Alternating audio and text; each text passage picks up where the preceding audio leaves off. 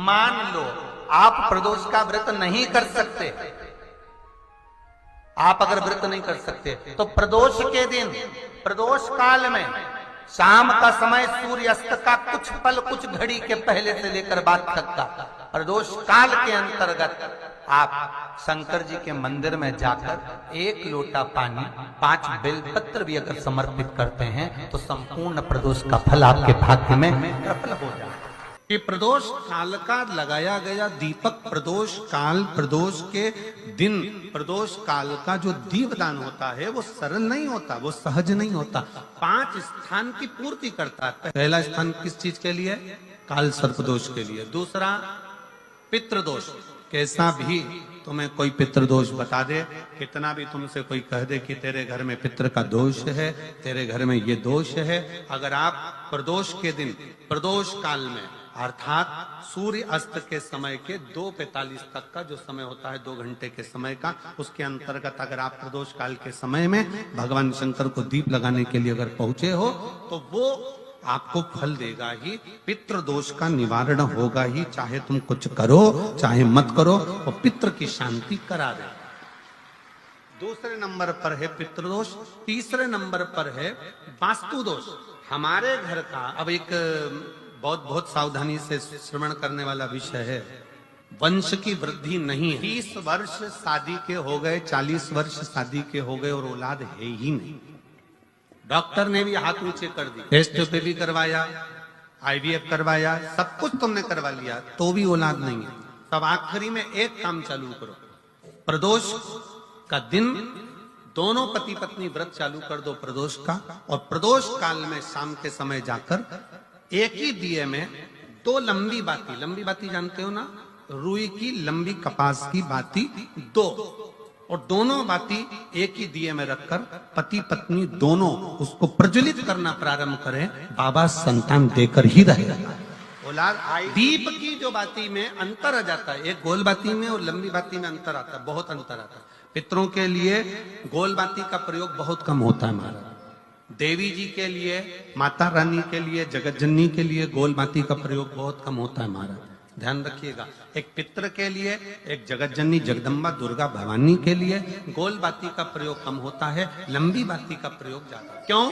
क्योंकि हमारे घर की कुल देवी और हमारे घर के पितर हमारे वंश की वृद्धि करें, इसलिए लंबी बाती रखी जाती है, जिससे हमारा वंश बहुत लंबा चले, बहुत उन्नति की ओर बढ़े, इसलिए लंबी बाती। शिव महापुराण की कथा कहती है 5 जगह पर हमारा जलाया गया एक दीप जो प्रदोष के दिन, प्रदोष काल में लगाया जाता है, 5 जगह पर भारी पड़ता है। पहले नंबर पर जम के बोलते जाओ, काल सर्पदोष। दूसरे नंबर पर पितृदोष। तीसरे नंबर पर घर का वास्तु दोष। हमारे घर में कितना भी वास्तु दोष है, कोई ने कह दिया यहाँ बाथरूम नहीं बनना थी, यहाँ पर शौचालय नहीं बनना था, यहाँ सीढ़ी नहीं बनना थी, वो सीढ़ी वहां बनना थी, ये सीढ़ी वहां बनना थी। तुम पूरा घर तोड़वा के देख लो, उसके बाद में जैसा वास्तु वाले हैं वैसा करा कर देख लो, उसके बाद भी तुमको शांति नहीं मिले तो समझ लेना कि तुम्हारे घर में अब वास्तु दोष तो तुमने दिखाकर समाप्त कर लिया, फिर भी वो समाप्त नहीं हो रहा, तो प्रदोष काल का लगाया गया प्रदोष के समय का दिया आखिरी में वास्तु दोष को भी समाप्त कर देता है और उसमें भी फल प्रदान करता है। काल सर्प दोष, पितृदोष, वास्तु दोष। चौथे नंबर पर 1 रुपया कमाया, 1.25 रुपए खर्च हुआ, पैसा आया गया, ये चौथे नंबर का। व्यापार में थोड़े दिन दुकान अच्छी चली, थोड़े दिन बैठ गए, थोड़े दिन काम चला, थोड़े दिन बैठ गए, गाड़ी चली थोड़े दिन फिर बैठ गए, अर्थात हमारी फैक्ट्री थोड़े दिन चली फिर बैठ गए, कहीं ना कहीं तकलीफ, थोड़े दिन खाते थोड़े दिन रोते वाला चल रहा है। तो प्रदोष काल का, प्रदोष के समय का दिया इस दुख को समाप्त कर कर रेगुलर एक जैसी सांझी, एक जैसी लक्ष्मी की वृद्धि करते चले गए प्रदोष। और 5वें नंबर का प्रदोष काल का दिया, प्रदोष समय का दिया 5वें नंबर पर रोग का निवारण। रोग निवारण, ये 5 स्थान जो बताए गए हैं प्रदोष काल के दिन, प्रदोष के दिन दीप प्रज्वलन। प्रदोष व्रत का इतना महत्व है महाराज, ये प्रदोष व्रत होता क्या है, प्रदोष व्रत का महत्व क्या है। शिव महापुराण की कथा कहती है शंकर भगवान का प्रदोष का व्रत, अर्थात चंद्रदेव को जो क्षय रोग हो गया, बीमार पड़ गए, शरीर गलकर नीचे गिरने लगा, तब देव ऋषि नारद ने भगवान चंद्र को शंकर भगवान के पूजन का विधान बताया।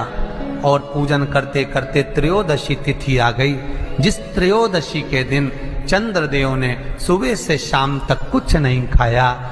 शाम के समय सूर्य अस्त के पहले चंद्रदेव ने स्नान किया, श्वेत वस्त्र धारण करे, और श्वेत वस्त्र धारण कर कर चंद्रदेव शंकर के शिवलिंग की पूजन करने बैठ गए। शंकर भगवान के शिवलिंग की पूजन जब चंद्रदेव ने करी, हाथ में अक्षत लेकर चंद्रदेव ने शंकर को समर्पित करे।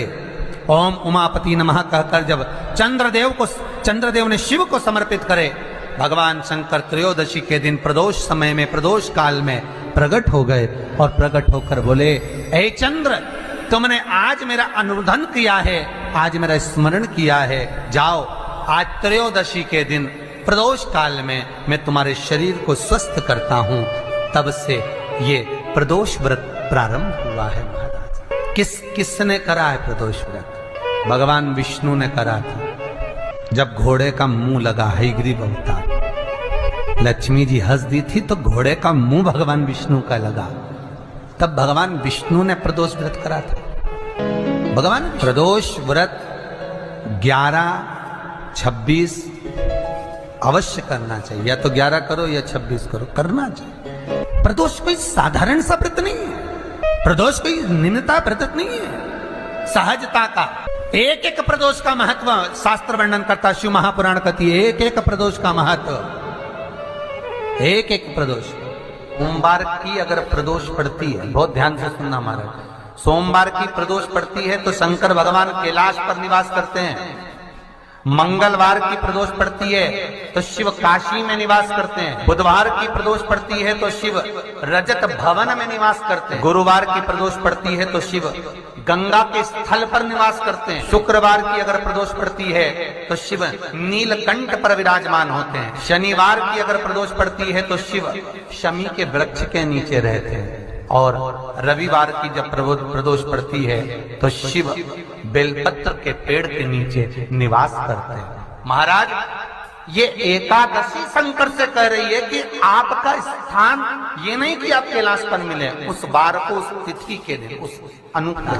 हमारे यहाँ कहते हैं सोमवार की जो प्रदोष पड़ती है वो इच्छा पूर्ति करती है, मंगलवार की प्रदोष रोग से मुक्ति देती है, बुधवार की प्रदोष कामना की पूर्ति करती है, गुरुवार की प्रदोष शत्रुओं का नाश करती है, शुक्रवार की प्रदोष सुख और शांति देती है, शनिवार की प्रदोष संतान का सुख देती है, और रविवार की प्रदोष जो काम दुनिया में कोई नहीं कर सकता वो अचूक फल की प्राप्ति रविवार की प्रदोष करा देती है। महाराज, ऐसी प्रदोषों का नियम वर्णन किया चाहिए। भगवान कहते ठीक है, तू थोड़ी देर खड़ी हो। एकादशी सम्मुख खड़ी हुई, पार्वती जी ने जिस अंगुष्ठ का जल पीने के लिए लिया था हाथ में, बस पीने ही वाली थी, शंकर भगवान ने वही हाथ में जल लेकर एकादशी के हाथ में उसको देकर कहा, ले, ये मेरे द्वारा निर्मित एक व्रत है जिसे त्रयोदशी के दिन तूने मांगा है, मैं तुझे देता हूँ। आज इस व्रत का फल मैं तुझे प्रदान करता हूँ। अब तू जिस जीवात्मा को लेकर जाएगी उसका पाप प्रबल नहीं होगा। किसी स्त्री, पुरुष, बालक, बुजुर्ग जो भी होगा जिसने प्रदोष का व्रत करा होगा, वो जीवात्मा को तू किसी फल की कामना से नहीं, स्वतः ही लेकर चली जाए, उसमें कोई कामना नहीं है।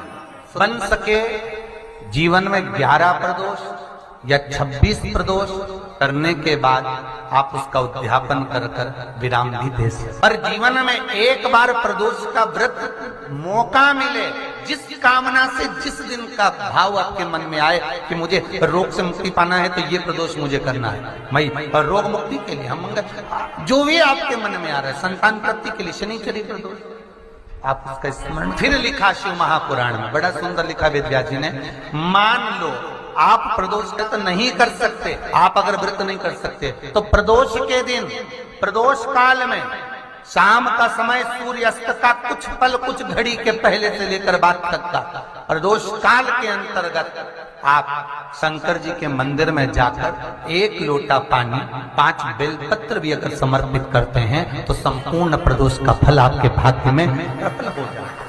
शिव महापुराण में इसका लड़की को मंगल है, गुरुजी लड़के को मंगल है, क्या करा जाए? कुछ मत करो।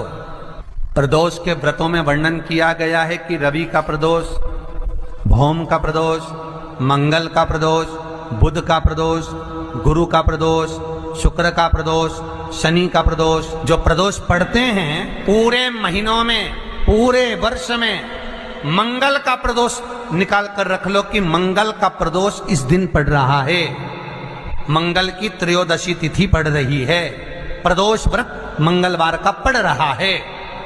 और जिन लड़का लड़की को मंगल होते हैं, जिन कन्या और वर को मंगल होते हैं, केवल शंकर भगवान के मंदिर में जाकर चौमुखी दिया, 4 बत्ती का दिया आटे का, उसमें घी डालकर लड़की शंकर भगवान के मंदिर में मात्र 7 बार शंकर पे से उतार कर 3 बार स्वतः उतार कर शिव के मंदिर में रख देती है। उसका मंगल आड़े आता ही नहीं है, मंगल नहीं आता संग। मंगल प्रदोष व्रत का इतना महत्व है महाराज।